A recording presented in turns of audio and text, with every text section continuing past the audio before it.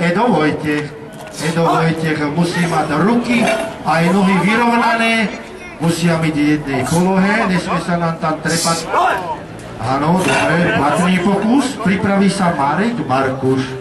Nohama, víc, no, som na to, ja by som tie pokusy ani neuznal, ale záleží rozhodcovi, je to dobré. Klada je zdvihnutá, čiže pokusy sú platné.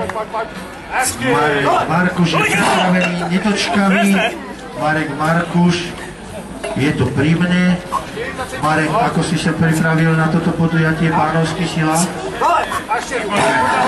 Myslíš, Marek, to my vyhodnotíme, či výborné, nič sa neboli, všetko je v poriadku, dobre si sa napapal, si odpočinutý? Áno, áno.